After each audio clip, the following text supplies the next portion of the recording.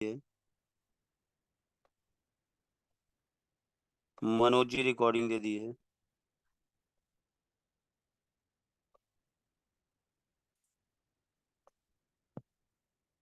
ठीक है, चलिए तो स्टार्ट करते हैं हम लोग। ठीक है, हल्का सा एक बार रिवीजन रिवाइज करते हैं जो कल पढ़ा था, फिर आगे हम कंटिन्यू करते हैं। ठीक है, तो कल के टॉपिक में डिस्कस हो रहा था परचेज रिटर्न, बस एक चीज रह गई थी वो बताना है मुझे। ठीक है, बाकी तो आप लोगों को क्लियर है। मैं एक बार फिर से परचेज चढ़ा ले रहा हूँ। ठीक है, मान लो मैं विपिन जी से माल परचेज करता हूँ, ध्यान से मेरी बात सुनिएगा। ठीक है, तो मैंने एक लेजर बना लिया, पहले परचेज चढ़ा रहे हैं तभी तो रिटर्न करेंगे, खरीद की तो वापस करेंगे। Vipin private limited.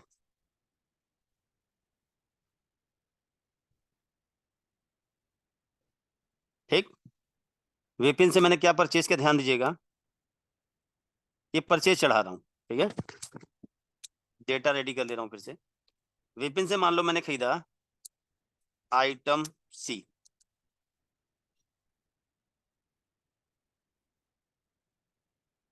और आइटम डी।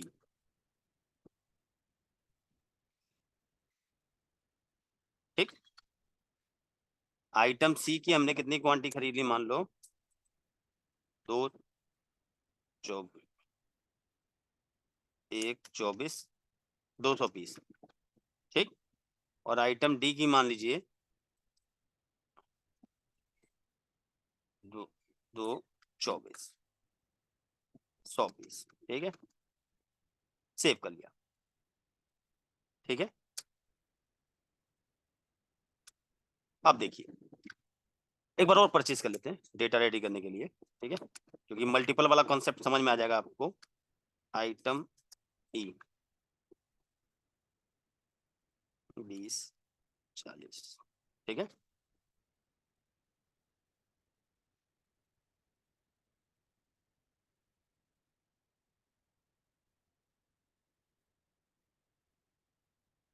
400 पीस ही खरीदा।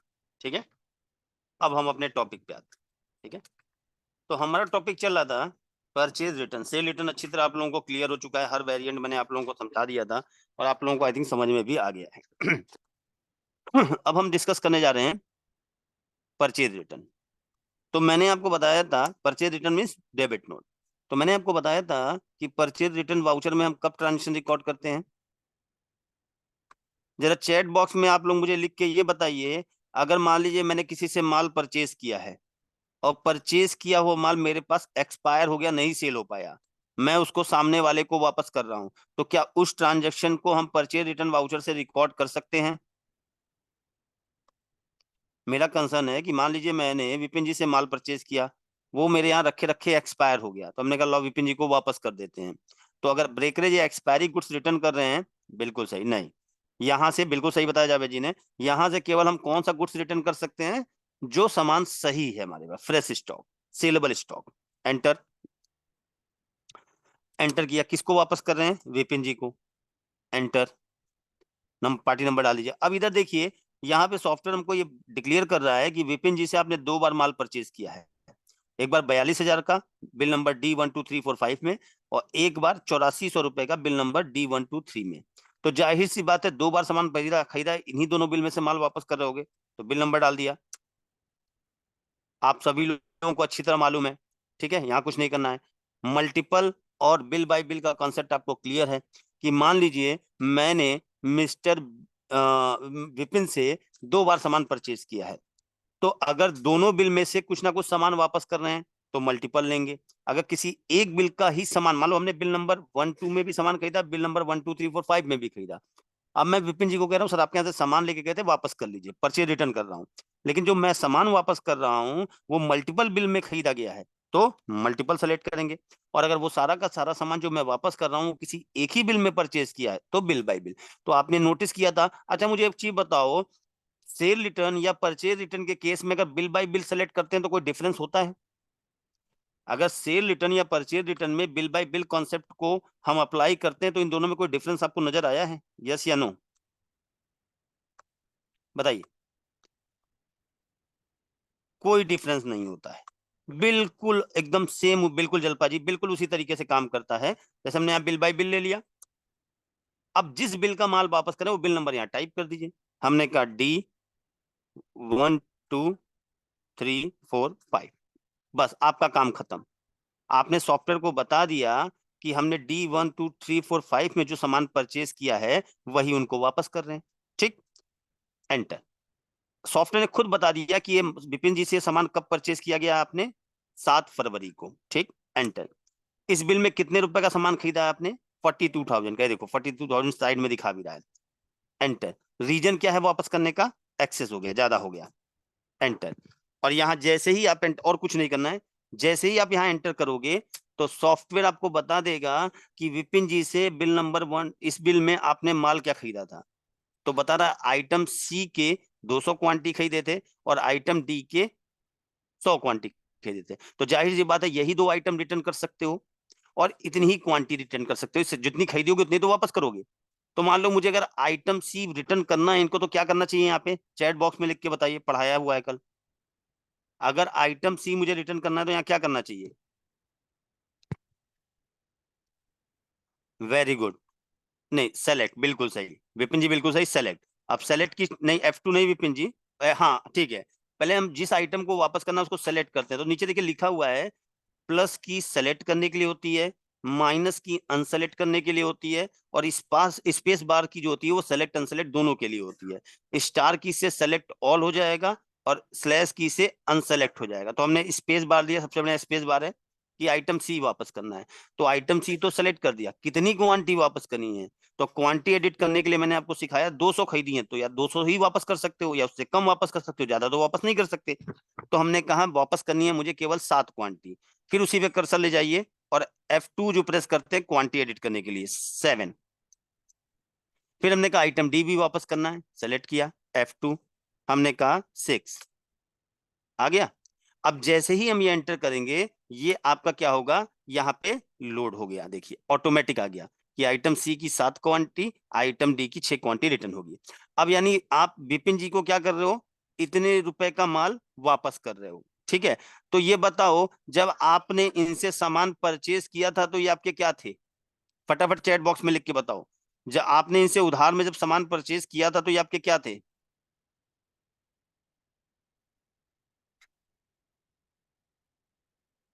क्रेडिटर।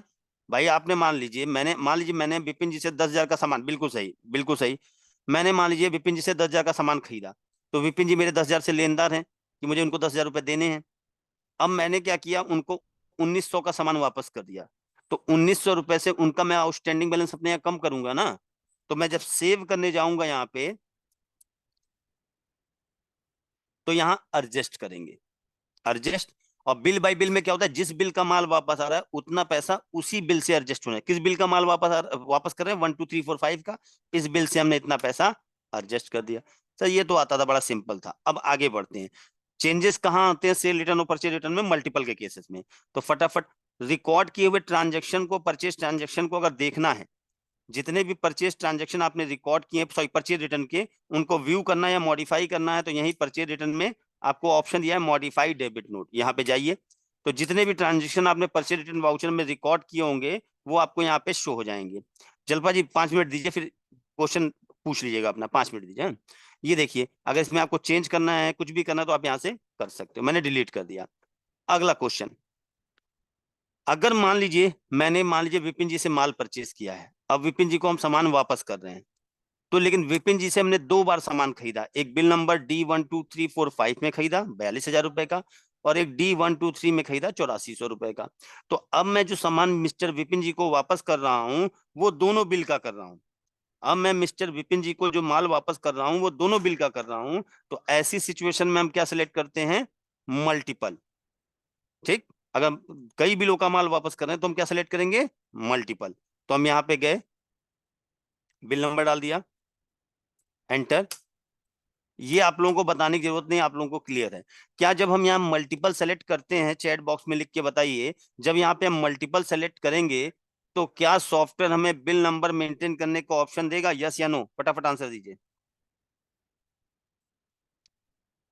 नहीं, बिल्कुल सही। सब मल्टीपल के केस में बिल नंबर सेलेक्ट करने का ऑप्शन नहीं आता है, क्यों। सर कितने बिल नंबर डालोगे? मान लो मैंने इनसे 20 बार सामान परचेज किया है, 18 बिल का माल वापस कर रहा हूँ, तो 18 बिल कहां तक टाइप करेंगे? मल्टीपल में नहीं आता। एक्सेस रीजन डाल दीजिए। तो यहां जैसे ही मैंने एंटर किया, देखो ये डिफरेंस है। जैसे ही मैंने यहाँ एंटर किया तो एक पॉपअप विंडो हो गया। अब मुझे जरा अनम्यूट कर रहा हूं, बताइए कि अगर मैं यहाँ मैनुअल सेलेक्ट करता हूं तो इसका क्या मतलब होता है? अगर मैं मैनुअल सेलेक्ट करूंगा तो सर मैनुअली मैनुअल सर में की प्रोडक्ट को मैनुअली सिलेक्ट करना सर। बिल्कुल सही। मैनुअल का मतलब हम सॉफ्टवेयर में परचेज रिटर्न वाउचर में खुद बताएंगे। देखो मैं एक बार करके दिखा देता हूँ, म्यूट कर लीजिए। हम यहाँ खुद बताएंगे कि हमें कौन कौन सा सामान वापस करना है। कि भाई हमने कहा विपिन जी को आइटम सी के 5 पीस वापस कर दो, खुद क्वांटिटी वगैरह सब कुछ खुद डालना पड़ेगा मैनुअली में। ठीक है, तो मैनुअल का मतलब आपको समझ में आ गया। अब हम बात करते हैं, इससे बाहर आ जाते हैं, फिर से करते हैं।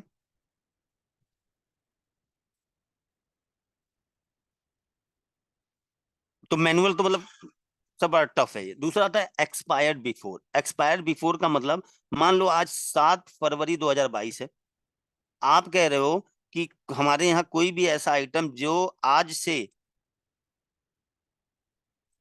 मार्च 2024, यानी कोई भी ऐसा आइटम जिसकी एक्सपायरी डेट या तो मार्च 24 से हो या उससे पहले की हो, वो मिस्टर विपिन को वापस हो जाए। अभी देखिए फरवरी चल रहा है, फरवरी 23 चल रहा है। आप क्या चाहते हो? आपको लगता है, जैसे एग्जाम्पल देता हूँ, जैसे मान लो आपके पास कुछ स्टॉक पड़ा है जिसकी एक्सपायरी डेट है अक्टूबर 2023, आज है फरवरी 23। वो स्टॉक इतना पड़ा है, आपको लगता है कि भाई 6-8 महीने में ये पूरा माल तो निकल नहीं पाएगा, तो आप कहते हो हम इंतजार क्यों करें कि जब एक्सपायर होगा तब वापस कर दे, यानी नियर एक्सपायरी स्टॉक जो भविष्य में एक्सपायर होने वाला है। तो हम सॉफ्टवेयर से कह रहे हैं कि अब हमारे पास कोई भी ऐसा आइटम जिसकी एक्सपायरी डेट अब फरवरी 24 या उससे पहले की हो, वो मिस्टर विपिन को रिटर्न हो जाए। ध्यान से समझिएगा, इसको कल बताया था, फिर से इसको एक बार एक्सप्लेन कर रहा हूँ, फिर हम आगे बढ़ के आज हम नया टॉपिक डिस्कस करेंगे। ठीक है, और बहुत इंपॉर्टेंट है वो आप लोगों के लिए। देखिए, मान लीजिए आप परचेज रिटर्न कर रहे हो, ठीक, किसको कर रहे हो? विपिन को। अब आप जब परचेज रिटर्न करने जा रहे हो तो कौन सा आइटम वापस करोगे? हाँ बिल्कुल, आप परचेज रिटर्न करने जा रहे हो तो आप सॉफ्टवेयर को परचेज रिटर्न में बोल रहे हो कि बिफोर एक्सपायर। ठीक, आप सॉफ्टवेयर को कहते हो कि भैया हमारे पास कोई भी ऐसा आइटम जिसकी एक्सपायरी डेट फरवरी 2024 या उससे पहले की, यानी हमारे पास कोई भी ऐसा स्टॉक हमारे यहाँ पड़ा है जो फरवरी 2024 है उससे पहले एक्सपायर हो रहा है। अभी करंट डेट क्या चल रही है? अभी चल रही है 7 फरवरी 2023, और आप कह रहे हो 7 फरवरी 2023 से 24 फरवरी तक के बीच में कोई भी ऐसा माल पड़ा हो जिसकी एक्सपायरी हो, वो मिस्टर विपिन को रिटर्न हो जाए। अब मान लो आपके यहाँ 2000 आइटम है, आपके स्टोर में 2000 आइटम है, 2000 आइटम में से 400 आइटम ऐसे हैं जो या तो फरवरी, जिनकी एक्सपायरी डेट फरवरी 24 या उससे पहले की है। तो हम जैसे ही यहाँ पे सेलेक्ट करेंगे तो ऑटोमेटिक वो 400 आइटम यहाँ पे रिटर्न के लिए लोड हो जाएंगे, हमको मैनुअल सेलेक्ट करने की जरूरत नहीं पड़ेगी। ठीक है, प्रैक्टिकल करके दिखा देता हूं एक बार, फिर आगे बढ़ते हैं। हमने कहा एंटर, एंटर, एंटर। ये देखिए इतना स्टॉक है जो फरवरी 2024, नीचे एक्सपायरी लिखी हुई है, पढ़िएगा। ये देखिए, ये देखिए, ये सभी वो आइटम है जिनकी एक्सपायरी डेट या तो फरवरी 24 या उससे पहले की है। तो सॉफ्टवेयर ने उनका स्टॉक ऑटोमेटिक यहाँ लोड कर दिया, हमको मैनुअली एक एक आइटम सेलेक्ट नहीं करना पड़ा। लेकिन कल यहाँ पे क्वेश्चन था, क्वेश्चन ये था, सर आपने सॉफ्टवेयर को इंस्ट्रक्शन दी कि हमारे पास कोई भी ऐसा माल जो फरवरी 2024 या उससे पहले का हो, एक्सपायरी होने वाला हो, मतलब हुआ नहीं होने वाला है, वो मिस्टर विपिन को वापस हो जाए। तो मान लीजिए 2000 आइटम हमारी शॉप में है, 2000 आइटम में से 400 आइटम ऐसे हैं जिनकी एक्सपायरी डेट या तो फरवरी 24 है या उससे पहले की है। तो सॉफ्टवेयर ने वो सारे यहाँ लोड कर दिए। लेकिन ये जरूरी थोड़ी ना है ये 400 के 400 आइटम हमने मिस्टर विपिन से ही खरीदे हों, ऐसा तो जरूरी नहीं है।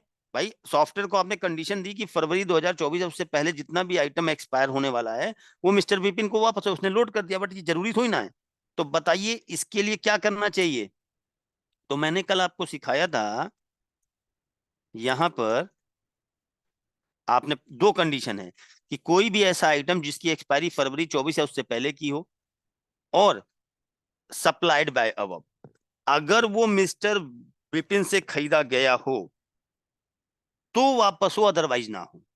समझ में आई बात। अगर वो मिस्टर विपिन से खरीदा गया हो तब वापस हो, अदरवाइज वापस ना हो। अब समझ में आया आप लोगों को, क्लियर है। तो इसके लिए कुछ नहीं करना था, यहां सप्लाइड बाय अबव करेंगे। अब देखिएगा केवल ये 3 आइटम है, एक्सपायरी वही है। देखिए यानी नीचे एक्सपायरी पढ़िएगा आइटम पे, अक्टूबर 23, फरवरी 24, जनवरी 24, क्योंकि यही 3 आइटम आपने उनसे खरीदे थे। पॉइंट क्लियर, यहां तक क्लियर हो गया। अच्छा, अब हम बात कर रहे हैं कि सर यहां पे, एक मिनट, अब अगला पॉइंट समझिए, फिर हम लोग आगे टॉपिक पे चलेंगे। अब बात करते हैं डंप स्टॉक, यही मेन है। डंप स्टॉक क्या होता है? डंप स्टॉक का मतलब है कि वो स्टॉक जो परचेज करने के बाद काफी दिनों तक सेल ना हुआ। डंप स्टॉक इसे कहते हैं, ऐसा कोई भी स्टॉक जो परचेज करने के बाद काफी दिनों तक सेल ना हुआ।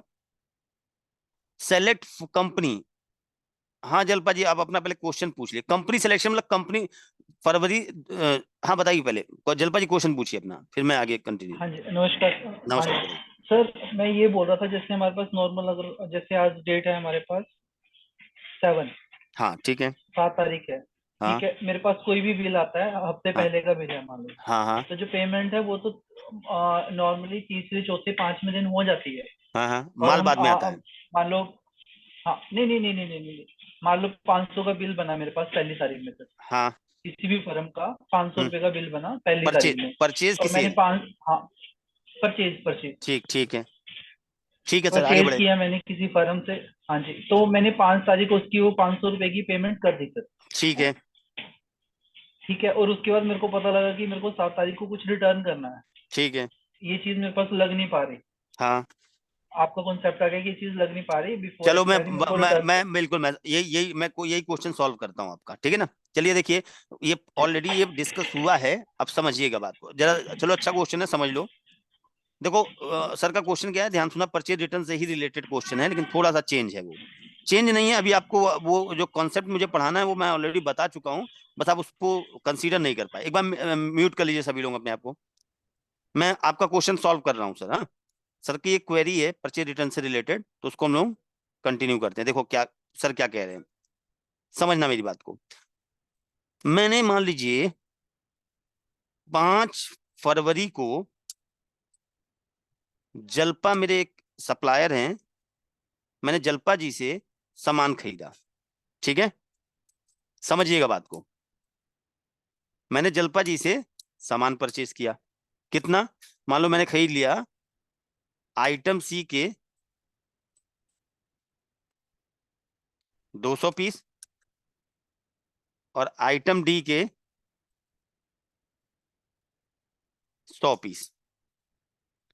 जलपा जी अब बात को समझना, ठीक है, टोटल 42,000 का बिल बना।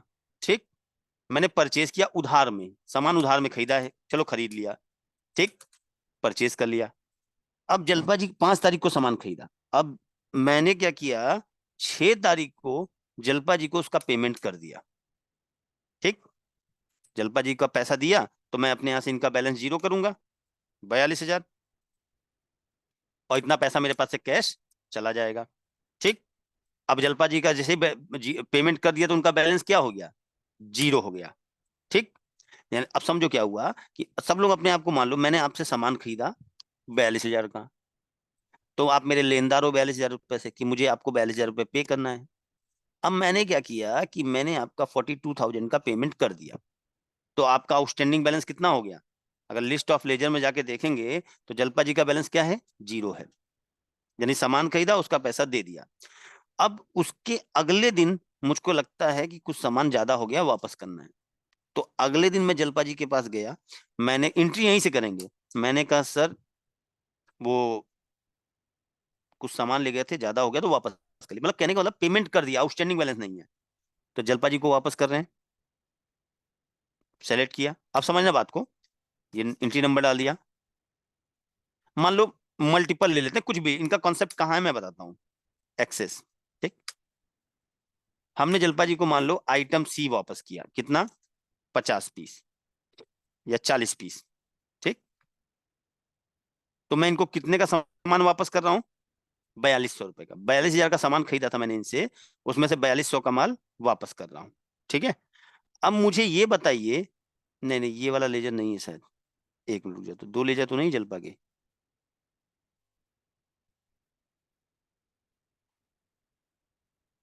नहीं यही है, ठीक है। इधर देखिए, आ गया सही, ये देखिए 42,000, ठीक है। अब मान लीजिए जलपा जी को मैं सामान वापस कर रहा हूँ, तो मैंने यहाँ डाल दिया एक्सेस, क्या वापस कर रहे हैं, हमने कहा मैनुअल सेलेक्ट कर लेते हैं क्योंकि इनका क्वेश्चन कुछ और है। 75 पीस वापस कर रहे हैं। अब मुझे बताइए, यानी इतने पैसे का मैं इनको सामान वापस कर रहा हूं, तो क्वेश्चन जलपा जी का ये है कि सर उसका आउटस्टैंडिंग बैलेंस तो जीरो है, तो ये पैसा कैसे एडजस्ट करें, चैट बॉक्स में लिख के बताइए, यही क्वेश्चन है ना सर आपका। कितने लोगों को इनका क्वेश्चन समझ में आ गया। इनका क्वेश्चन मैं एक बार रफ में यहाँ पे वर्ड में भी समझा देता हूं। जैसे मान लीजिए आप हो, सभी लोगों का क्वेश्चन समझ में आ गया तो बताइए, फिर मैं सोल्यूशन बताऊं। मान लो ये आप हो, आप लोग अपने को मान लो, आपसे मैंने परचेज किया, ठीक, कितने का, 10,000 का गुड्स, 10,000 रुपए का सामान परचेज किया। तो आप मेरे क्या हुए, क्रेडिटर हुए। 10,000 रुपए से मेरे क्या हो गए, क्रेडिटर, कि भाई आपको मुझे 10,000 रुपए देना है, मैं पूरा पूरा समझा रहा हूं। आपका आउटस्टैंडिंग बैलेंस कितना है। तो अभी जलपा जी के क्वेश्चन से पहले मैं क्या कर रहा था, मैंने आपको पैसा नहीं दिया, मुझे आपको 10,000 रुपए देने हैं, आप मेरे 10,000 रुपए से लेनदार हो। अब क्या हो रहा था, अगर यहीं पे मैं रिटर्न कर रहा था तो क्या हो रहा था, मैंने आपको 2,000 का सामान वापस किया, तो मैं क्या कर रहा था, आपके आउटस्टैंडिंग बैलेंस में से 10,000 में से जो बकाया बैलेंस था उसमें से 2,000 कम कर दिया मैंने, मान लिया अब मेरे आप 8,000 रुपए से लेनदार हो। तो जलपा जी का क्वेश्चन ये है कि सर रुको, सामान खरीदने के बाद वापस मत करो, सामान आपने खरीदा तो वो आपके लेनदार हो गए 10,000 रुपए से, हमने कहा ठीक है भाई। उसके बाद वो कह रहे हैं कि रिटर्न करने से पहले मैंने उनका जितना भी बकाया बैलेंस था चुका दिया, यानी मैंने पेमेंट कर दिया, कितना, 10,000 रुपए आपको। तो ये बताइए आपका बैलेंस अब कितना हो जाएगा, जीरो, हिसाब बराबर, ठीक। इसके बाद पेमेंट करने के बाद अगले दिन मैं आपके पास आया, मैंने आपसे कुछ मैंने जो माल खरीदा उसका पैसा दे दिया मैंने, अगले दिन मैं आया, मैंने कहा ये सामान वापस कर लो। तो जितनी अब मान लीजिए अगर अब मैं 2,000 रुपए का गुड्स रिटर्न कर रहा हूं, तो ये वैल्यू मैं कैसे, इसका सेटलमेंट मैं कैसे करूं।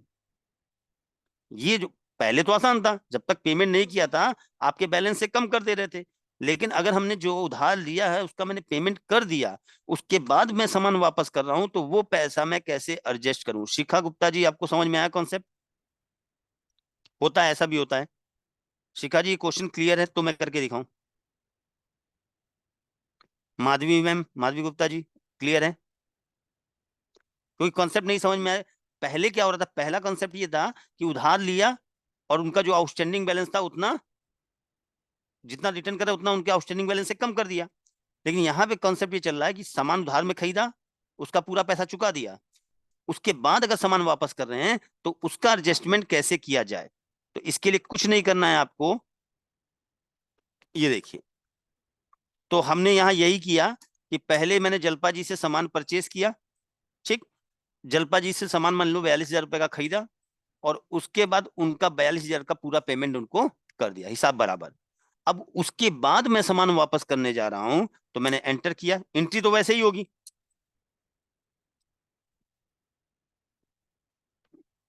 एंटर, मैनुअल सिलेक्शन कर लेते हैं। आइटम सी, मान लो 75 पीस वापस कर रहे हैं, ठीक। तो भाई इन्होंने हमें, हमने इनको 7,875 रुपए का सामान वापस कर दिया। तो पहले हम क्या करते थे कि इतना पैसा इनके आउटस्टैंडिंग बिल से कम कर देते थे, जो इनका आउटस्टैंडिंग बैलेंस होता था। अब यहाँ तो इनका आउटस्टैंडिंग है ही नहीं, क्योंकि जितने रुपए का उधार लिया था वो पेमेंट कर दिया। तो अब इस सिचुएशन में कुछ नहीं करना होता है आपको। अभी मुझे बताओ, अगर इनका आउटस्टैंडिंग बैलेंस होता तो यहाँ पे क्या सेलेक्ट करते? एडजस्ट। अब इस सिचुएशन में दो चीजें हो सकती हैं। यहाँ पे पहली बात तो, अगर उनका आउटस्टैंडिंग बैलेंस नहीं है तो न्यू रेफरेंस करोगे, ठीक। अब जल्पा जी के पास दो ऑप्शन है, या तो मैंने जो जितनी वैल्यू का सामान मैं इनको वापस कर रहा हूं उतना पैसा ये मुझे दे दें, और या फिर कह दें कि भाई आपको मैं इतने रुपए का क्रेडिट नोट एडजस्ट इशू कर दूंगा। तो देखिए मैंने यहाँ पे एंटर कर दिया, ठीक हो गया। अब मान लीजिए जल्पा जी अगर मुझे ये पैसा दे रहे हैं, पीछे दो कॉन्सेप्ट हो सकते हैं। पहला कॉन्सेप्ट ये हो सकता है कि या तो जल्पा जी मुझे उतना पैसा, न्यू रेफरेंस करेंगे, सेल वाले में बताया था ना, हाँ बिल्कुल न्यू रेफरेंस करेंगे इस सिचुएशन में। जल्पा जी ये क्वेश्चन यहां तक क्लियर है? पहले बताइए। अगर उसका आउटस्टैंडिंग बैलेंस सेटल्ड हो गया उसके बाद आप रिटर्न करते हो तो हमेशा न्यू रेफरेंस करोगे, चाहे सेल रिटर्न हो चाहे परचेज रिटर्न हो, ठीक। अब देखिए यहाँ दो कॉन्सेप्ट हो सकते हैं। तो मैंने जल्पा जी को मान लो ये 10,000 का सामान खरीदा, उसका उसका पूरा 10,000 का सामान खरीदा, उसका पूरा पैसा इनको चुका दिया, यानी इनका बैलेंस कितना है? 0 है। उसके बाद मैंने इनको 2,000 का सामान वापस किया, तो यहाँ पे अब इनका आउटस्टैंडिंग बैलेंस तो 0 है। तो यहाँ पे हम क्या करते हैं, इनके नाम से न्यू रेफरेंस जनरेट करते हैं, डेबिट नोट जो सुना है ना, डेबिट नोट यही होता है 001, ठीक। अब जल्पा जी हम मुझे दो चीजें ऑफर कर सकते हैं। नंबर 1 कि वो क्या कर दें, 2,000 रुपए का, जितने वैल्यू का मैंने उनको गुड्स वापस किया उतनी वैल्यू का मुझे कैश दे दें, कैश पेमेंट कर दें, ठीक। पहली चीज तो ये हो सकती है।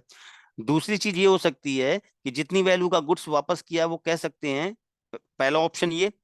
सेकंड ऑप्शन ये है कि जितनी वैल्यू का मैंने उनको सामान वापस किया, उन्होंने हमसे बोला कि फ्यूचर में जब मुझसे सामान खरीदने आना तो ये पैसा नेक्स्ट परचेज बिल से हम एडजस्ट कर देंगे। यही दो कॉन्सेप्ट हो सकते हैं ना, क्लियर? यही दो हो सकते हैं। तो अब उस सिचुएशन में दोनों पहली कंडीशन सिखा, तो पहली तो बड़ी सिंपल है। यहां पे जब आपने न्यू रेफरेंस किया कि 8,000 इतने रुपए का आपने इनके ऊपर डेबिट नोट बना दिया, ठीक।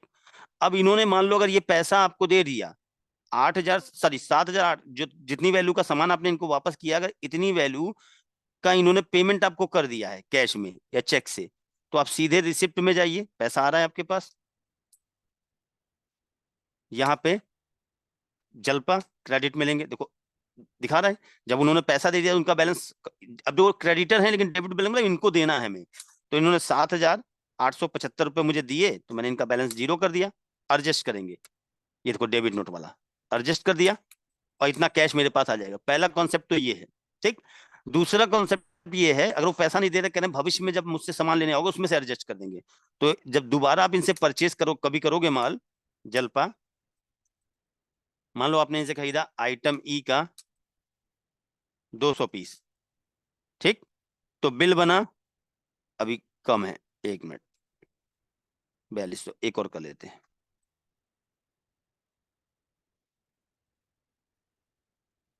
ठीक। तो जल्पा जी ने कहा कि भाई आपका 14,700 रुपए का आउटस्टैंडिंग बैलेंस हो गया। तो आपने कहा सर वो पिछली बार कुछ माल वापस किया था, आपने कहा था नेक्स्ट बिल में एडजस्ट कर लेंगे। हमने कहा देख लेते हैं। तो वो यहाँ पे भी दिखाता है, ये देखो यहाँ पे वही सेम याद आ गया होगा, सेल में ऐसे बताया था। यहाँ पे जाइए, तो उन्होंने आपने कहा कि हमने आपने मुझे क्रेडिट नोट बना के दिया था 7,875 रुपए का, कहा था कि भविष्य में जब सामान लोगे तो ये पैसा उस बिल से एडजस्ट कर देंगे। हमने ऐसा कुछ है? कह रहे हाँ होगा, देखिए आप।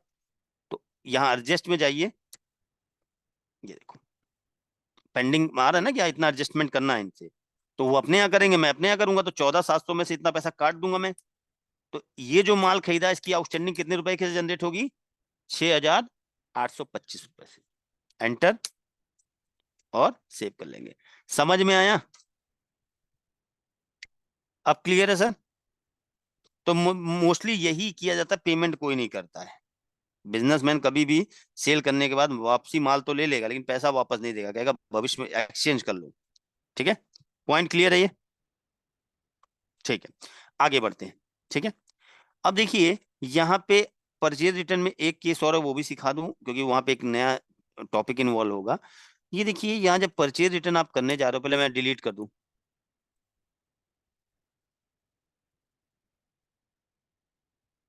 और इसको ध्यान समझिएगा। जब मैं परचेज रिटर्न कर रहा हूं, मान लो मैं जलपा को वापस कर रहा हूं सामान, यहाँ मल्टीपल ले लिया, तो यहाँ पे आ रहा है डंप स्टॉक। तो ये वाला समझ में आ गया कि भाई इतने से हमने यहाँ कंडीशन दे दी कि अगर हमारे पास कोई भी ऐसा माल जिसकी एक्सपायरी डेट दिसंबर 2023 या उससे पहले की हो, मिस्टर जलपा को वापस हो जाए। यहाँ मैनुअल सेलेक्ट करते हैं।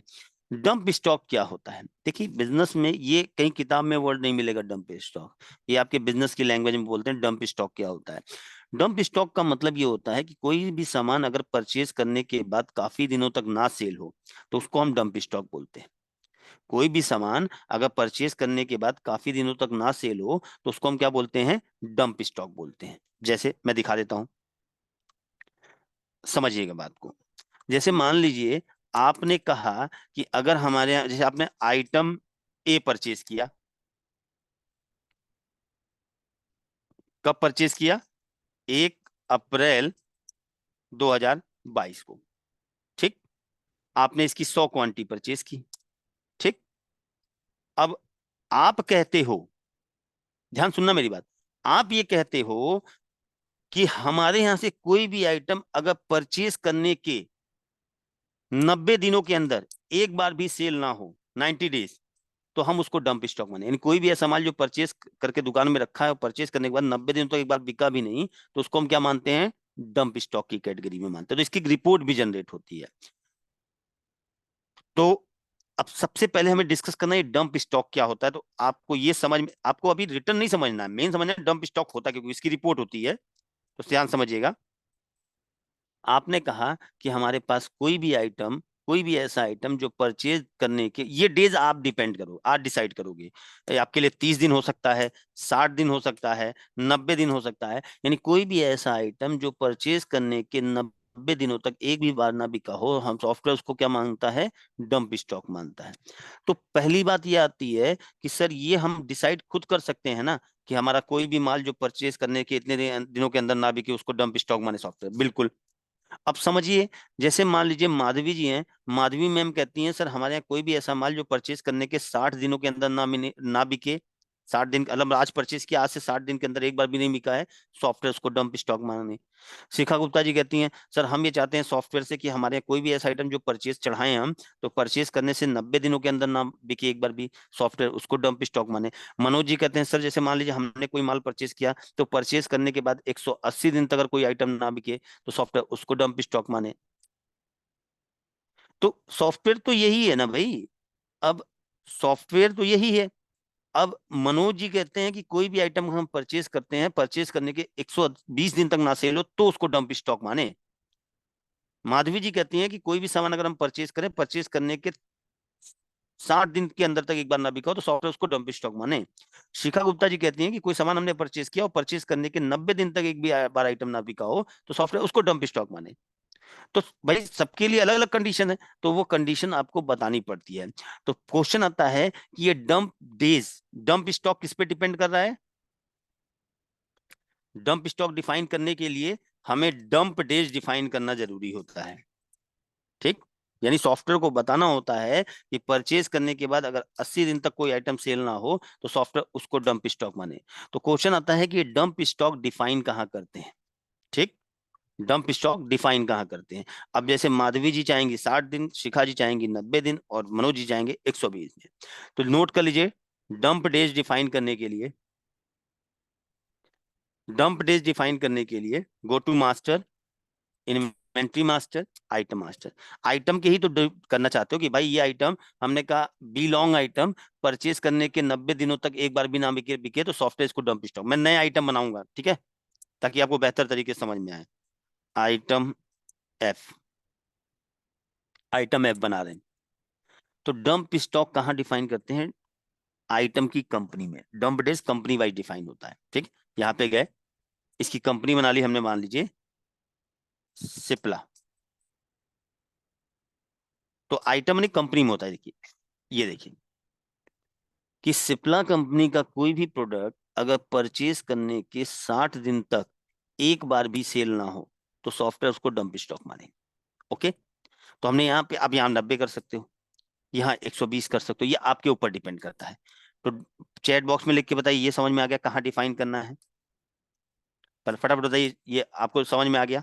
यहाँ पे company item wise, company wise हमने कहा सिप्ला कंपनी का मान लो 50 आइटम है हमारे पास, तो उन 50 आइटम में से कोई भी ऐसा आइटम जो परचेज करने से 60 दिन के अंदर ना सेल हुआ हो, तो सॉफ्टवेयर उसको डंप स्टॉक की कैटेगरी माने। अब एक बार जरा सर, एक बार फिर से करना, तो कंपनी बना रहे हैं सिप्ला, तो नोट कर लीजिएगा ये डंप डेज कहाँ डिफाइन करने होते हैं? आइटम की कंपनी में। अब एक क्वेश्चन और आएगा कि सर बाय डिफॉल्ट यहाँ 60 क्यों पिक कर रहा है? आप देखिए, जब मैं कंपनी बना रहा हूँ अपने आप डंप डेज सॉफ्टवेयर कितना ले रहा है? 60। ऐसा क्यों? क्योंकि कंट्रोल रूम में सेटिंग की गई है। कंट्रोल रूम की शॉर्टकट की बताऊं जरा, तो कंट्रोल रूम में जाने की शॉर्टकट की क्या होती है? मार्क सॉफ्टवेयर में कंट्रोल रूम में ना जाने की शॉर्टकट की क्या मैंने बताई थी? फटाफट बताइए, अतुल बताओ। कंट्रोल प्लस जे यू आई, हाँ बिल्कुल सही। और ये कंट्रोल रूम में क्या करते हैं, कोई भी सॉफ्टवेयर में सेटिंग या फीचर इनेबल या डिसेबल करना हो तो कंट्रोल रूम में जाते हैं। कंट्रोल के संग जे प्रेस किया, यू एन आई। अब सर्च करिए डंप डेज,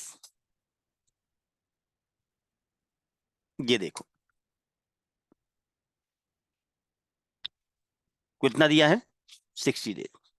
ठीक है ना, कि अगर कोई भी, अगर यहाँ हम 90 कर देंगे तो 190 आएगा, तो यहाँ पे बाय डिफॉल्ट होता है। बट आप चाहें तो कंपनी में ऑटोमेटिक आप सेट कर सकते हो।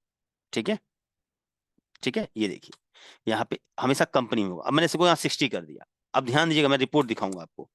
हमने आइटम एफ बनाया, ठीक है। चलिए प्रैक्टिकल करके दिखाता हूँ डंप डेज का, तो आपको बेहतर समझ में आएगा। 100, 200 सेव कर लिया। एक और आइटम क्रिएट करते हैं, ठीक। आइटम के, ये भी सिप्ला का, तो डंप डेज आइटम की कंपनी में डिफाइन करते हैं, ठीक है ना।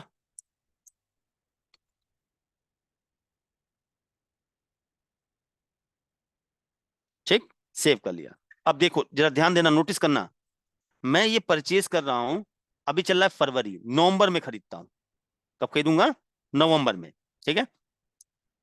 सॉरी, डेट चेंज करता हूं, 1 नवंबर को खरीदा मैंने, मान लो जलपा जी से खरीद लिया, कोई दिक्कत नहीं है।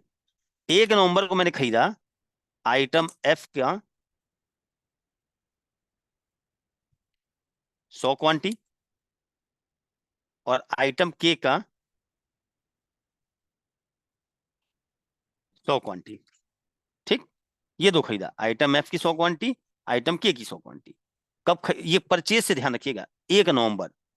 और हमने कहा है ये दोनों सिप्ला के प्रोडक्ट, हमने कहा सिप्ला कंपनी का कोई भी आइटम परचेज करने के 60 दिनों तक अगर सेल ना हो, तो सॉफ्टवेयर उसको डंप स्टॉक की कैटेगरी में माने। अब इधर देखिए,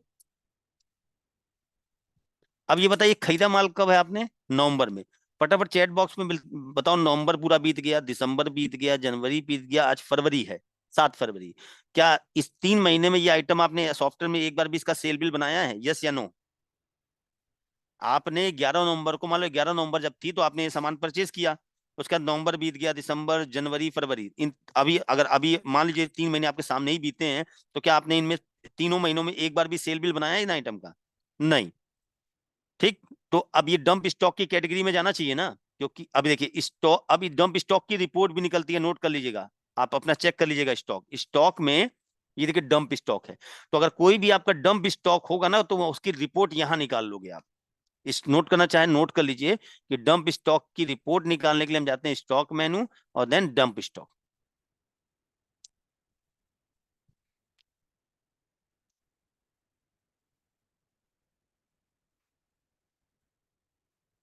ठीक, एंटर।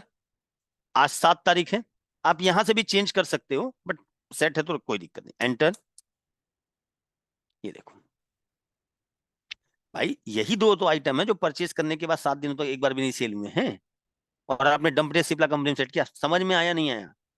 तो आप ये चाहते हो कि केवल हम वो आइटम अपने यहां से रिटर्न करना चाहते हैं जो कि डंप स्टॉक की कैटेगरी में आते हैं। तो ट्रांजेक्शन में गए, अब देखिए परचेज रिटर्न में गए, जलपा, यहाँ एक्सेस, आपने कहा कि हमारे पास कोई भी ऐसा स्टॉक जो डंप स्टॉक हो, वो इनको वापस हो जाए। तो हमने डंप डेज डाल दिया 60, कंपनी सेलेक्ट करिए सिप्ला, ये देखो वही है, समझ में आया? ठीक है, यही था भाई, यही एक चीज सिखानी थी कि डंप स्टॉक कैसे डिफाइन करते हैं, वो मैंने सिखा दी। तो हमारा cell purchase, cell return, purchase return, debit note और क्रेडिट नोट, जिसको बिजनेस की लैंग्वेज में बोलते हैं, सेल रिटर्न क्रेडिट नोट होता है और परचेज रिटर्न डेबिट नोट। इतना क्लियर हुआ? अभी क्लास खत्म नहीं हुई है। तो अब जो मैं बताने जा रहा हूँ ये आपके लिए बहुत काम की चीज है, समझ लीजिए, ये इसी से रिलेटेड है, इन्हीं दोनों से रिलेटेड है। ठीक है, तो अब ध्यान से समझिएगा, जो मैं बताने जा रहा हूँ वो बहुत इंपॉर्टेंट है, ये कंसेप्ट के बेस पे है। तो कल की क्लास में, आज जो पढ़ाऊंगा वो कल की क्लास में आपको, विपिन जी पहले मुझे ये बता लेने दीजिए, क्योंकि ये उसी से रिलेट कर रहा है, आ रहे हैं उस पर, दोबारा आएंगे। ठीक है, अब देखिए अगला वाउचर यहां दिया है, आप लोग देख रहे होंगे यहाँ वाउचर दिया है, ब्रेकरेज एक्सपायरी रिसीव, इस पे चर्चा करते हैं। ठीक है, इसको ध्यान से समझिएगा। ठीक है, ब्रेकरेज एक्सपायरी रिसीव वाउचर दिया है ना आपको। तो ये sir brokerage expiry receive voucher में किस टाइप के लेन देन रिकॉर्ड करते हैं? बहुत काम का वाउचर है, इसमें थोड़ा टाइम ज्यादा लगेगा, भले ही अब मेरी बात को समझिएगा। इस वाउचर को समझने से पहले, यानी आप देखिए ट्रांजैक्शन मेनू में आपको एक वाउचर दिया है, ब्रेकरेज एक्सपायरी रिसीव वाउचर, यानी हम इस वाउचर में किस टाइप के ट्रांजेक्शन रिकॉर्ड करेंगे। ठीक है, हाँ वही बताने जा रहा हूँ पप्पू जी, वही बताने जा रहा हूँ। ठीक है, तो इसको पहले हम समझना मेरी बात को, इसको सीखने से पहले, इस वाउचर को सीखने, पूरा डिटेल में सिखाएंगे आप लोगों को। ठीक है, और बहुत इजी पैटर्न में आपको सीखने को मिलेगा। ठीक है, तो पहले हम आपको ये सिखाने जा रहे हैं कि ब्रेकरेज एक्सपायरी रिसीव वाउचर और वर्सेस सेल रिटर्न वाउचर में क्या डिफरेंस होता है। तो भैया सेल रिटर्न वाउचर तो आप पढ़ के आए हो, ठीक है ना? पहले हम क्या सीखने जा रहे हैं, ठीक, कि सेल रिटर्न वाउचर और ब्रेकरेज एक्सपायरी रिसीव वाउचर में क्या डिफरेंस होता है। ठीक, अब आसान से समझना, मैं डिफरेंस बताने जा रहा हूं आपको, उससे पहले मैं दोनों में सिमिलरिटी बताता हूं कि इन दोनों वाउचर में सिमिलरिटी क्या है, दोनों वाउचर में ऐसी क्या चीज है जो कॉमन है। तो मेरी बात को ध्यान से सुनिएगा। सेल रिटर्न वाउचर में आपने पढ़ा कि हमने सेल रिटर्न वाउचर के बारे में बताया कि अगर आपने किसी कस्टमर को माल बेचा, और बेचा हुआ माल, अगर आपने किसी कस्टमर को गुड्स सेल किया और सेल किया हुआ गुड्स आपके पास रिटर्न आ रहा है, तो उसकी एंट्री आप कहां से करोगे? सेल रिटर्न वाउचर से करोगे। लेकिन उसमें कंडीशन क्या बताई थी मैंने? एक कंडीशन बताई थी, वो कंडीशन क्या थी? हमने आपको बताया था कि जब भी हम किसी को गुड्स सेल कर रहे हैं और कस्टमर को सेल किया हुआ गुड्स कस्टमर मुझे वापस कर रहा है, तो उस लेन देन को कहां रिकॉर्ड करेंगे? सेल रिटर्न वाउचर में। हाँ बिल्कुल सही, बिल्कुल सही विपिन जी, बिल्कुल सही। वो एक्सपायर नहीं होना चाहिए, वो फ्रेश स्टॉक होना चाहिए, सही सामान होना चाहिए। ठीक, तो अगर बेचा, अब मेरी बात को ध्यान सुनिएगा, अगर बेचा हुआ माल वापस आ रहा है, सेल किया गुड्स रिटर्न आ रहा है, तो आप सेल रिटर्न से भी एंट्री कर सकते हो। और अगर सेल किया हुआ गुड्स रिटर्न आ रहा है, तो आप उसकी entry brokerage expiry receive voucher से भी कर सकते हो। यानी सिमिलरिटी क्या है दोनों में, कि अगर हमने किसी को सामान सेल किया है और सेल किया हुआ गुड्स रिटर्न आ रहा है, तो हम सेल रिटर्न वाउचर से भी उस ट्रांजेक्शन को रिकॉर्ड करते हैं और ब्रेकरेज एक्सपायरी रिसीव वाउचर से भी उस ट्रांजेक्शन को रिकॉर्ड कर सकते हैं। अब क्वेश्चन आता है, सिमिलरिटी तो समझ में आ गया, डिफरेंस क्या है? अनम्यूट कर रहा हूं, आप ही को पता है, आप में से बताइए डिफरेंस क्या है दोनों में, खुद ही बता लोगे आप लोग, बताइए तो। अगर सर प्रोडक्ट एक्सपायर हो चुका है, उसको हम हाँ रिसीव कर रहे हैं, हाँ तो हम ब्रेकिंग एंड एक्सपायरी यूज करेंगे ठीक है, और सेल रिटर्न रिसीव वाउचर। बिल्कुल सही सेल बताया में है। तो जो जो जो बिल्कुल फ्रेश स्टॉक है हमारा, वो कि जो हमारा डंप स्टॉक बोल लीजिए या वो बोल लीजिए, वो इसमें वेरी जाएगा। गुड, बिल्कुल सही, अब समझिए, बिल्कुल सही बताया है। ठीक है ना, मैंने, म्यूट कर लीजिए सर, ठीक है, रिकॉर्डिंग हो रही है, म्यूट कर लीजिए। चलिए, हमने आपको बताया कि जब हमने किसी को सामान यहाँ से सेल किया, हमने मान लो किसी कस्टमर को सेल बिल बनाया, तो बेचा हुआ सामान अगर सेल किया हुआ गुड्स वापस आ रहा है तो हम सेल रिटर्न वाउचर से भी एंट्री कर सकते हैं और ब्रेकरेज एक्सपायरी रिसीव वाउचर से भी एंट्री कर सकते हैं। अब इसमें डिफरेंस क्या होता है, आप खुद ही बता रहे हो और बिल्कुल सही बता रहे हो सर, ये तो बड़ा सिंपल सा क्वेश्चन पूछते हो आप, कि अगर हमने किसी को सामान बेचा है और बेचा हुआ सामान जो मेरे पास वापस आ रहा है वो सही सामान है, किसी दूसरे कस्टमर को बेचा जा सकता है, तो उस लेन देन को हम कहाँ से रिकॉर्ड करेंगे, सेल रिटर्न वाउचर से। और हमने किसी कस्टमर को सामान बेच दिया, कस्टमर के पास वो सामान रखे रखे एक्सपायर हो गया, और एक्सपायर गुड्स अगर कस्टमर हमें रिटर्न कर रहा है तो उसकी एंट्री कहां से करेंगे, ब्रेकरेज एक्सपायरी रिसीव वाउचर से करेंगे। अच्छा सर, समझ में आ गया कि यानी सेल रिटर्न वाउचर से सही सामान अगर वापस आ रहा है तो सेल रिटर्न वाउचर, ब्रेकरेज या एक्सपायरी गुड्स बेचा हुआ वो रिटर्न आ रहा है तो ब्रेकरेज एक्सपायरी रिसीव वाउचर। जी बिल्कुल सही समझा आपने। अब क्वेश्चन ये आता है, अब समझना, अरे बहुत क्वेश्चन है इसमें। अब क्वेश्चन ये आता है कि सर हमको ये नहीं समझ में आया कि मार्ग सॉफ्टवेयर ने गुड्स रिटर्न लेने के लिए दो अलग अलग वाउचर क्यों दिए, कि भैया अगर एक्सपायरी गुड्स वापस ले रहे हो तो ब्रेकरेज एक्सपायरी रिसीव वाउचर से एंट्री करना, और अगर सही सामान वापस ले रहे हो तो सेल रिटर्न वाउचर से एंट्री करना। तो ये चीज मैं आपको सिखाने जा रहा हूँ, ठीक है। यहाँ वर्ल्ड में सिखाऊंगा, कंसेप्ट को समझिए कि सॉफ्टवेयर ने दो अलग अलग वाउचर्स क्यों दिए हैं।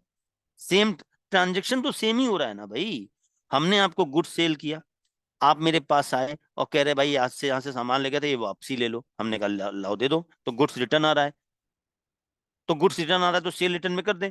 लेकिन आप कहते हो नहीं, अगर सही सामान है तो सेल रिटर्न में, एक्सपायर गुड्स है तो ब्रेकरेज एक्सपायरी में। ऐसा क्यों किया गया, उसका रीजन समझिए, उसका लॉजिक समझिए। चलिए मैं एक प्रैक्टिकल एग्जांपल देके समझाता हूं। मान लीजिए, सपोज, ध्यान समझिएगा, 1 अप्रैल, बिल्कुल ध्यान समझिएगा और डेट पे बहुत फोकस करिएगा, डेट पे बहुत फोकस करिएगा। 1 अप्रैल 2022 को आपने परचेज किया, ठीक है। ये यहाँ पे ना, अगर यहाँ समझ में आ गया, सॉफ्टवेयर में 10 मिनट लगेगा, यहाँ आधा घंटा लगेगा। हमने 1 अप्रैल 2022 को ओमेश जी खरीदा, कितना, 100 क्वांटिटी। इसकी एक्सपायरी क्या है, हमने कह दिया दिसंबर 22। खरीदा कब है, अप्रैल 22 में। मान लो आज 1 अप्रैल है और जब खरीदा तो इसकी एक्सपायरी क्या बता रहा था, दिसंबर 2022। ठीक, चलो खरीद लिया। बात को ध्यान समझिएगा, अभी खरीदा है आपने, तो ये बताइए आपकी शॉप में कोई रैक होगी, कोई जगह होगी जहां ये स्टॉक रखते होगे। तो आपका एक रैक था, आपने मान लो ये रैक है आपकी,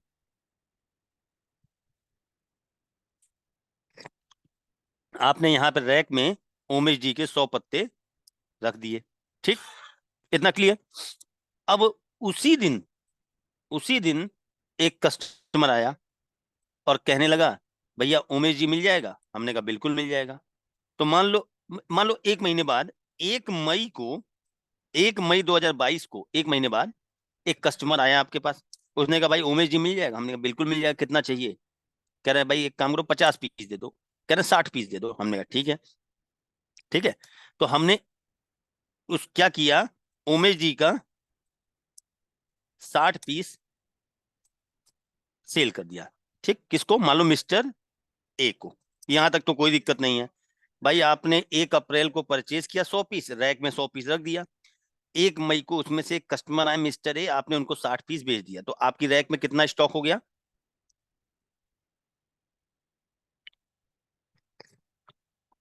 इतना क्लियर, 40 पीस बचा।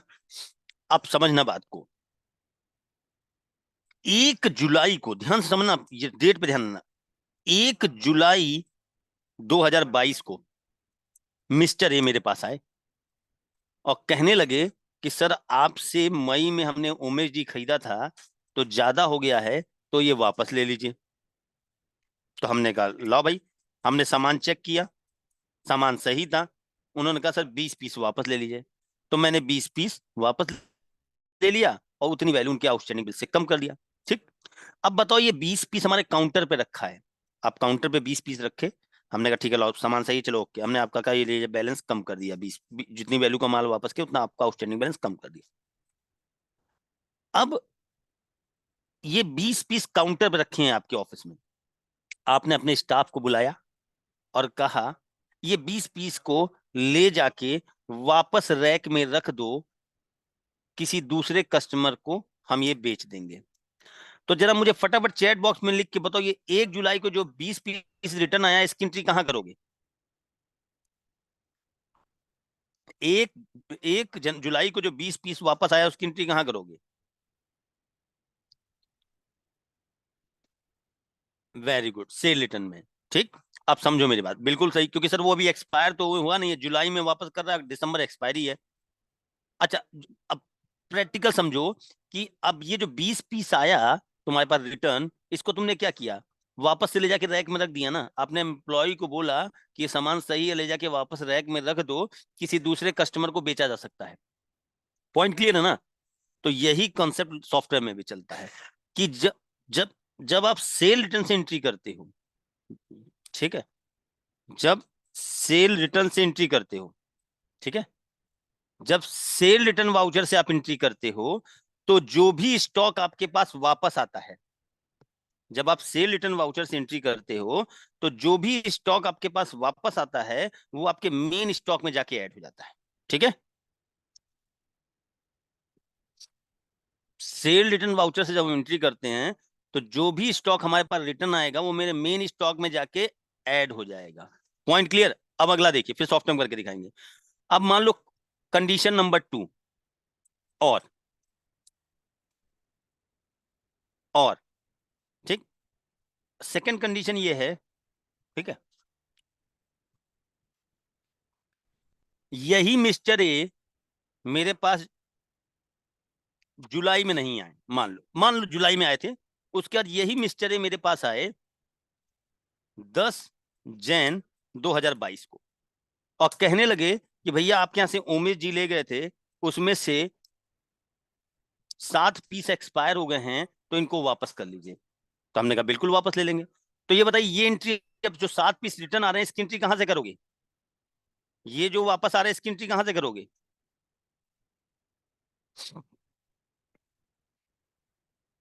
हम्म, कहां से एंट्री करोगे?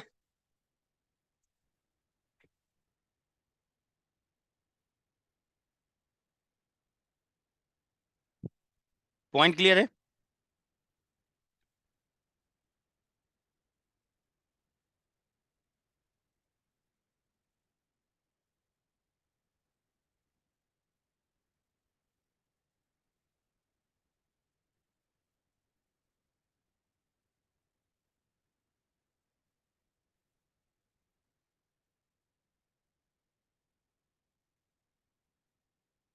ठीक, तो ब्रेकरेज एक्सपायरी रिसीव में एंट्री करोगे ये, क्योंकि एक्सपायर गुड्स है। अब ये मुझे बताइए कि जो एक्सपायरी माल वापस आया 7 पीस, क्या इसको वापस आप रैक में रख दोगे? यहाँ पे, यहाँ ले जाके वापस रैक में रख दोगे?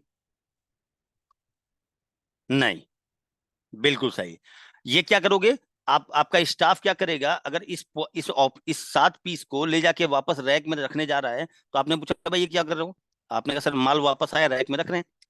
तो उसने कहा ये रखना नहीं है, इसको अलग रखो। उसने कहा कि जब पहले यही कस्टमर सामान वापस करने आया था, यही आइटम, तब तो आपने बोला था रैक में रख दो।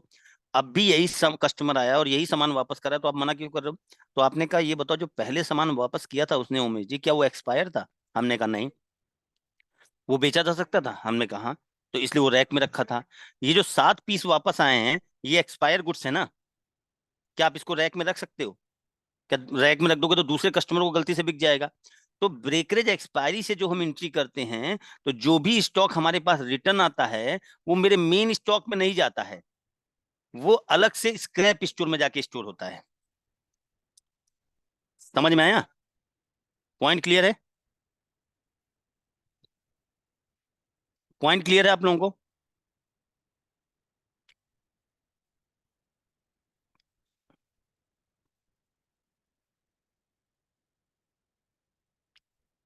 तो कहने का मतलब मेन डिफरेंस इन दोनों में ये होता है कि जब हम ब्रेकरेज एक्सपायरी रिसीव से स्टॉक रिसीव करेंगे, यहां से स्टॉक रिसीव करते हैं, तो जो एक्सपायर गुड्स रिटर्न लेते हैं वो मेरे मेन स्टॉक पे जाके ऐड नहीं होता, स्क्रैप स्टोर में जाता है। और जब यहां से एंट्री करते हैं तो जो भी स्टॉक हमारे पास वापस आता है वो मेरे मेन स्टॉक में ऐड होता है, ना कि स्क्रैप स्टोर में जाता है। अब समझ में आया? अब पॉइंट क्लियर है आप लोगों को? तो अगर कल को मैं पूछूं कि बताओ सेल रिटर्न और ब्रेकरेज एक्सपायरी में क्या डिफरेंस होता है, तो पहला डिफरेंस आपका बिल्कुल सही है, सही सामान वापस आ रहा है सेल रिटर्न से, ब्रेकरेज एक्सपायरी है ब्रेकरेज एक्सपायरी रिसीप्ट से। डिफरेंस ये होता है कि सेल रिटर्न से जब हम स्टॉक रिटर्न लेते हैं तो हमारे मेन स्टॉक में जाके वो ऐड होता है, जबकि एक्सपायर स्टॉक क्या होता है, मेरे मेन स्टॉक में ऐड नहीं होता, स्क्रैप स्टोर में जाता है। पॉइंट क्लियर है? सर हाँ हेलो बताइए सर। सर, एक्सपायरी का स्टॉक कहाँ जाएगा फिर? स्क्रैप सर स्टोर में, एक्सपायरी का स्टॉक कहाँ जाएगा स्क्रैप फिर? स्टोर में बाय डिफॉल्ट। अभी वो करके सर वो कहाँ दिखाएंगे से ओपन अब। होगा? सर अभी देखिए वही मैं बोल रहा हूँ ना आपको, सर मैं आपको यही बात विपिन जी बोल रहा हूँ कि अभी मैंने वो, अभी तो मैंने सिर्फ कॉन्सेप्ट दिखाया, अभी मैंने करके दिखाया क्या आपको? मैं आपको बस मैंने आपको इसमें और इसमें वर्बली डिफरेंस समझा दिया, अब डिफरेंस समझ में आ गया? अभी मैंने इंप्लीमेंट नहीं किया है, हाँ सर। कंसेप्ट क्लियर किया कि अगर ब्रेकरेज, अनम्यूट कर रहा हूँ, अनम्यूट होइए, अगर ब्रेकरेज एक्सपायरी रिसीव से गुड्स रिटर्न लोगे तो जो भी स्टॉक आएगा वो मेन स्टॉक पे ऐड नहीं होगा, अलग चला जाएगा, अलग शो होगा स्क्रैप स्टोर में। और अगर सेल रिटर्न से एंट्री करोगे तो जो भी स्टॉक हाँ वापस आएगा वो आपके मेन स्टॉक में जाएगा। पॉइंट क्लियर है? आप समझ में यस आया? सर। ठीक है, तो जी सर। आज हम इतना ही रखते हैं। ठीक है, कल कल की क्लास कोई मिस मत करना, ये ध्यान रखना। ये कॉन्सेप्ट बहुत इंपॉर्टेंट है, कुछ लोग जानते हैं, पप्पू जी और जितने भी हैं, कि ये इस पे बहुत से लोग परेशान रहते हैं। तो ये पूरा कॉन्सेप्ट 2 दिन चलेगा, कल सिखाऊंगा मैं। पॉइंट क्लियर है? तो आज हम इतना ही रखते हैं, बाकी हम सर लोग सर हमारे में वो ब्रेकरेज आएगा आपके हेलो। में। हाँ जी बताइए सर, नहीं बताइए। सर, हमारे में एक्सपायरी का ऑप्शन ही नहीं देता कहीं पे भी डालने के लिए। वो दिखा दीजिएगा विपिन जी, वो सिस्टम दिखा, पहले कंसेप्ट, हम तो कंसेप्ट बता रहे हैं, आपके में आ जाएगा। कौन सा सिल्वर है ना आपका कि बेसिक है? सेकेंडरी वो करके वो यूज करता हूँ, कंपनी बना के। चलिए वो मैं सिखा करवा दूंगा आपका, ठीक है। पहले कंसेप्ट तो पूरा सीखिए, अभी मैंने करके नहीं दिखाया है, अभी तो मैंने सिर्फ एक्सप्लेन किया आपको। अब मैं कल करके इसका प्रैक्टिकल दिखाऊंगा कि देखो सेल रिटर्न से एंट्री करने तो क्या इंपैक्ट पड़ रहा है, ब्रेक एक्सपायरी से, फिर सिखाऊंगा आपको, ठीक है। जी तो sir. Thank you very much, आज हम इतना ही रखते हैं, बाकी हम लोग कल डिस्कस करेंगे, ठीक है। जी sir, thank you. Meeting and.